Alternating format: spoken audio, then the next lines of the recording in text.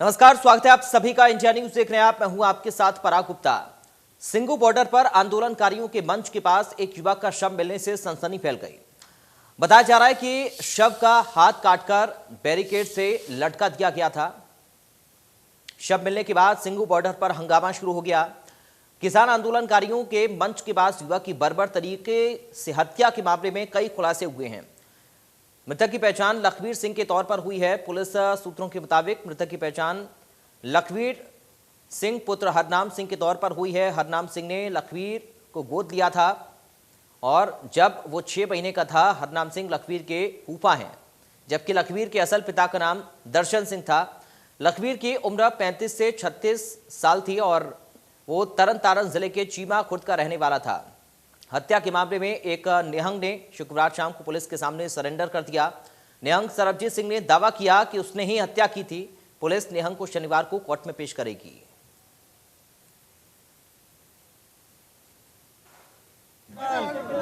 ਅਸੀਂ ਸਮੁੱਚੇ ਦੇਸ਼ ਦੇ ਕਿਸਾਨਾਂ ਨੂੰ ਅਪੀਲ ਕਰਾਂਗੇ ਕਿ ਇਹ ਆਦਮੀ ਜਿਸ ਦਾ ਮਰਡਰ ਹੁੰਦਾ ਹੈ, ਇਹ ਪਿਛਲੇ ਕੁਝ ਸਮੇਂ ਤੋਂ ਉਸੇ ਹੀ ਜਥੇਬੰਦੀ ਉਸੇ ਹੀ ਨਿਹੰਗ ਸਿੰਘਾਂ ਦੀ ਜਥੇਬੰਦੀ ਦੇ ਵਿੱਚ ਕੁਝ ਦਿਨਾਂ ਤੋਂ ਰਹਿ ਰਿਹਾ ਸੀ। ਤੇ ਇਹਦਾ ਮਤਲਬ ਇਹ ਉਹਨਾਂ ਦਾ ਇੰਟਰਨਲ ਮਾਮਲਾ ਵੀ ਮੰਨਣਾ ਪਏਗਾ, ਸਾਨੂੰ ਕਿਤੇ ਨਾ ਕਿਤੇ ਸਮਝਣਾ ਪਏਗਾ ਕਿ ਕੀ ਗੱਲ ਹੈ। ਅਸੀਂ ਸਮੁੱਚੇ ਕਿਸਾਨ ਵੀਰਾਂ ਨੂੰ, ਸਮੁੱਚੇ ਦੇਸ਼ ਦੇ ਹਿੰਦੂ ਮੁਸਲਮ ਸਾਰੇ ਭਾਈਚਾਰੇ ਨੂੰ ਇਹ ਕਹਾਂਗੇ ਕਿ ਇਹਨੂੰ ਕਿਰਪਾ ਕਰਕੇ ਇੱਕ ਧਾਰਮਿਕ ਮਸਲੇ ਨੂੰ ਲੈ ਕੇ ਇਹ ਕੰਮ ਹੋ ਗਿਆ। ਕਿਸਾਨ ਅੰਦੋਲਨ ਦਾ ਕੰਮ ਹੈ, ਕਿਸਾਨੀ ਦੀ ਲੜਾਈ ਲੜ ਰਹੇ ਆ। ਸਾਰੇ ਆਪਦਾ ਧਿਆਨ ਇਹਦੇ ਤੇ ਫੋਕਸ ਕਰੋ, ਇਹਦੇ ਤੇ ਫੋਕਸ ਰੱਖੋ ਤਾਂ ਕਿ ਆਪਣੀ ਜਿਹੜੀ ਇਹ ਲੜਾਈ ਹੈ, ਕਿਸਾਨਾਂ ਦੇ 3 ਕਾਲੇ ਕਾਨੂੰਨਾਂ ਨੂੰ ਰੱਦ ਕਰਾਉਣ ਦੀ ਲੜਾਈ ਹੈ, ਉਹ ਲੜਾਈ। कांग्रेस के राज्यसभा सांसद दीपेंद्र हुड्डा ने महंगाई समेत इलाहाबाद चुनाव को लेकर मीडिया से बात की।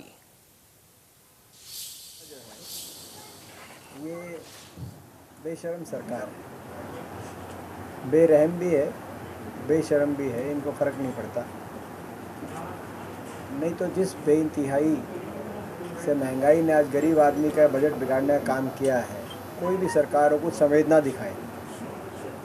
पेट्रोल, डीजल, रसोई गैस, और उससे भी दुर्भाग्यपूर्ण यह है कि सरकार इनको समस्याएं नहीं मानती। कहीं ना कहीं ऐसा दिखाई देता है बीजेपी वाले ये ऐसा बयान देने वाले हैं कि दुनिया में सबसे ज़्यादा पेट्रोल मोदी जी की सरकार में, अपनी उपलब्धि बता के उनको जो है गरीब के जख्मों पे नमक छिड़कने का काम किया जा रहा है। कितना मजबूत मानते हैं आप इलाहाबाद उपचुनाव में? देखिए, इलाहाबाद उपचुनाव में 3 बातें हैं। पहली बात, 3 मुख्य उम्मीदवार हैं। मैं तीनों का ही खुलासा कर दूं आपके आगे। सबसे पहले है सत्ता दल बीजेपी जेजेपी। जब भी कभी गठबंधन होता है कहीं भी, तो लड़ाई झगड़ा होता है कि ये इस सीट पे हम लड़ेंगे, इस सीट पे हम लड़ेंगे।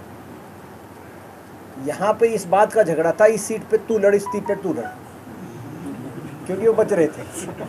बयान आ रहा था कि बीजेपी ने पीछा छुड़ाया, जेजेपी के खाते में टिकट। अगले दिन जेजेपी वाले ने कहा कि जेजेपी ने असमर्थता जताई, जेजेपी के खाते में टिकट। अगले दिन जेजेपी वाले ने कहा कि जेजेपी ने असमर्थता जताई, बीजेपी के पास दोबारा टिकट। तो ये है गठबंधन की, सत्ता दल की कितनी लोकप्रियता है, ये स्थिति आपने देखने को मिली। देश के अंदर एक उदाहरण सेट हो गया। दूसरा है अभय चौटाला। अभय चौटाला जी ने इस्तीफा दिया था ये कह के भाई किसान आंदोलन का एक ही रास्ता है, संसद और विधानसभा से बाहर आके लड़ने का। दूसरा रास्ता था कि अविश्वास प्रस्ताव में बीजेपी के खिलाफ मतदान करने का, संसद और विधानसभा के अंदर जाने का, जो कि हुड्डा साहब ने कहा था कि अंदर जाके लड़ाई लड़ो, वहाँ हराओगे, वहीं कानून बनते हैं। तो अभय सिंह जी से मैं पूछना चाहता हूँ, अब कौन सा रास्ता ठीक है? या तो कहें कि वो अंदर जाके लड़ने वाला रास्ता हुड्डा साहब का ही ठीक था, बोल दें, क्योंकि अगर बोलेंगे नहीं तो फिर ये अविश्वास सा रहेगा कि कहीं अगर जीत गए तो अगले दिन इस्तीफा देना पड़ेगा, क्योंकि उनका तो वही स्टैंड है, बाहर आके लड़ना है, तो ही किसान आंदोलन मजबूती मिलेगी। इस्तीफा क्यों दिया था? ये 8 महीने जनता को विधायक नहीं मिला, आगे विधायक मिलेगा, टिका रहेगा। उन्होंने अपना नज़रिया इस मामले में बदला कि नहीं बदला? क्या स्टैंड है? किसानों के हक की लड़ाई विधानसभा और लोकसभा के अंदर जाके लड़ी जाएगी कि बाहर आके, इस बात पर स्पष्टीकरण दे। चंडीगढ़ के परेड ग्राउंड में रावण दहन कार्यक्रम हुआ।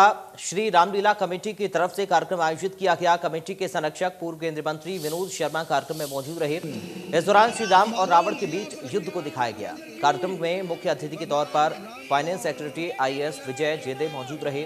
दूसरी तरफ अंबाला के बरानाला में भी शंकर ड्रामेटिक क्लब की तरफ से रावण दहन कार्यक्रम हुआ। अंबाला की मेयर शक्ति रानी शर्मा ने बतौर मुख्य अतिथि कार्यक्रम में शिरकत की और रावण दहन किया। क्लब की तरफ से हर साल दशहरा मनाया जाता है और इस बार भी धूमधाम से कार्यक्रम मनाया गया। को नमन कर रहे हैं हनुमान। और ये दो तस्वीरें हम आपको दिखा रहे हैं। पहली तस्वीर चंडीगढ़ की है जहां पर पूर्व केंद्रीय मंत्री विनोद शर्मा ने शिरकत की इस कार्यक्रम में, और दूसरी तस्वीर आप अंबाला की देख रहे हैं। अंबाला की मेयर शक्ति रानी शर्मा ने इस कार्यक्रम में शिरकत की, मुख्य अतिथि वो रहीं। तो दो तस्वीरें आज दशहरा के मौके की। दशहरा के मौके पर, विजयदशमी के मौके पर चंडीगढ़ और अंबाला में ये कार्यक्रम रखा गया। बड़ी धूमधाम से मनाया गया और असत्य पर सत्य की जीत का पर्व आज मना। फरीदाबाद से रावण दहन स्थल से हमारे सहयोगी देवेंद्र कौशिक की रिपोर्ट देखिए। रावण दहन की तैयारी हो चुकी है और ऐसे में दशहरा मैदान के सेक्टर 30 में केंद्रीय राज्य मंत्री कृष्णपाल गुर्जर खुद पहुंचे और यहाँ आप अगर देखें तो ये रावण का पुतला यहाँ आपसे कुछ ही देर में यहाँ रावण दहन किया जाएगा और खुद राज्य मंत्री कृष्णपाल गुर्जर पहुंच चुके हैं। आप साफ तौर से यहाँ देख सकते हैं कि खुद कृष्णपाल गुर्जर के हाथ में मसाल, और कहीं ना कहीं जिस तरह से पहले पूजा की गई थी और पूजा के बाद में अब मसाल जलाकर रावण दहन की तैयारी की जा रही है। और ये आप तस्वीरों में साफ तौर से देख सकते हैं कि किस तरह से अब रावण दहन की तैयारी पूरी तरह से हो चुकी है और खुद केंद्रीय राज्य मंत्री कृष्णपाल गुर्जर अपने हाथों में मसाल लिए हुए हैं। और अब ये तैयारी आप साफ तौर से देख सकते हैं कि किस तरह से खुद भगवान राम का यहाँ तीर चलाकर कहीं ना कहीं अब रावण दहन करेंगे। और ऐसे में भगवान राम के साथ में कृष्णपाल गुर्जर वो भी साथ में है। और ये आप देखिए अब ये दहन हो चुका है, रावण दहन। ये यहाँ आप साफ तौर से देख सकते हैं कि किस तरह से भगवान राम की तरफ से पहले तीर चलाया गया और उसके बाद कृष्णपाल गुर्जर की तरफ से यहाँ इस मसाल के रावण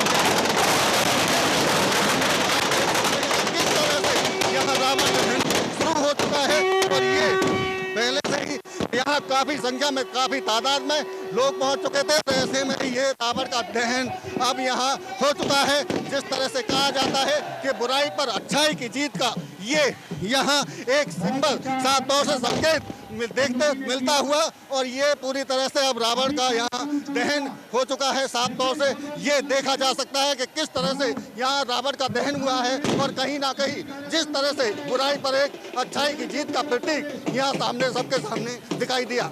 फरीदाबाद से देवेंद्र कौशिक, इंडिया न्यूज। भिवानी में रावण दहन के दौरान कैसे हालात रहे, हमारे सहयोगी रवि जांगड़ा की ये रिपोर्ट देखिए। फिर रावण यानी बुराई का प्रतीक रावण धू धू कर जल उठा है। भिवानी में रामलीला कमेटी के द्वारा, अग्रसेन रामलीला कमेटी के द्वारा आयोजन किया गया था और इस आयोजन के दौरान 3 पुतले जो है वो धू धू कर जलते देखे जा रहे हैं। लेकिन इस बीच जिस तरह के दावे किए गए थे कोविड के नियमों की अनुपालना की जाएगी, आपको लगता नहीं है कि कोविड जो है अभी भी है और आप लोग बिना पुतले के, बिना मास्क के यहाँ पर आए हुए हैं? भाई कोविड नहीं है सर जी, कोविड नहीं है, अब नहीं है, अफवाह ये ऐसा कुछ नहीं है। प्रभु की इच्छा के आगे सब माफ भाई, कोरोना वगैरह सब माफ। रावण के साथ ऐसा किसी ने मास्क नहीं लगा रखा, आपको नहीं लगता कि कोविड जो है एक बार फिर से आ सकता है? आ सकता है, आ सकता है, आ सकता है। तो अब देख पाएंगे किस तरह से जो है कोविड नियमों की यहाँ पर सरेआम जो है वो धज्जियाँ उड़ाई जा रही हैं। हालांकि जो आयोजन समिति के सदस्य थे उन्होंने बड़े जोर शोर से कहा था कि किसी भी तरह से जो है कोविड के नियम जो है उनकी अनुपालना सुनिश्चित की जाएगी। लेकिन ये तस्वीरें उस व्यवस्था को दर्शा रही हैं। हालांकि पुलिस बलों के द्वारा, पुलिस को भी आश्वासन दिया गया था इस कमेटी के द्वारा कि कोविड नियम जो है उनकी अनुपालना सुनिश्चित की जाएगी, इसी बिना पर इजाज़त भी दी गई थी। लेकिन बहरहाल क्योंकि रावण मेघनाथ व कुंभकर्ण के पुतलों का दहन हो चुका है और इस बीच जिस तरह की भीड़ यहाँ पर हजारों की तादाद में लोगों की भीड़ जिस तरह से उमड़ी थी, उसके बाद ये कहना कतई गलत नहीं होगा कि व्यवस्था बनाने के लिए पुलिस बलों को भी अच्छी खासी मशक्क़त करनी यहाँ पर पड़ी है। और बहरहाल जिस तरह से जो बानगी देखी गई थी, जिस तरह की तस्वीरें सामने आई हैं, वो यही दर्शा रही हैं कि आखिर लोगों में कोविड नाम का, कोविड बीमारी का किसी तरह का डर नहीं है। कुछ और लोग यहाँ पर हैं, उनसे भी जानने की कोशिश करेंगे। अच्छा, आपको लगता नहीं है कि अभी भी कोविड जो है, तीसरी लहर का अंदेशा जताया गया है? व्यवस्था इस तरह की है कि किसी तरह से ना सोशल डिस्टेंसिंग, ना मास्क यहाँ पर लगाए गए हैं। हाँ जी, सही बात है जी। डर नहीं है कोविड का? नहीं, डर क्यों नहीं है? डर तो कोविड का है, लेकिन एक दूसरे को देख के लगाते ही नहीं। एक दूसरे को देख कर आए हैं यहाँ पर, आपने मास्क नहीं लगाया? नहीं, जरूरत नहीं समझी मास्क लगाने की? तो है। आपने भी मास्क नहीं लगाया? मास्क नहीं लगाते आप? नहीं जी, नहीं लगा रखा। अच्छा, यहाँ किसी ने मास्क के लिए? नहीं, मास्क यहाँ पे किसी ने नहीं लगा रखा। कोरोना इसीलिए तो फैलती है। आपने भी नहीं लगाया? आपको सर कोरोना जा चुका है, अब नहीं आएगा। अब हाँ, श्री राम ने भगा दिया है। तो देख सकते हैं किस तरह से लोग जो है बीमारी को भी एक तरह से मजाक में लेते हैं। और वजह यही कि विगत दिनों इस तरह की विभीषिका देखी गई थी बीमारी की, वो इसी वजह से थी कि लोगों ने किस तरह से नेग्लिजेंसी बरती थी।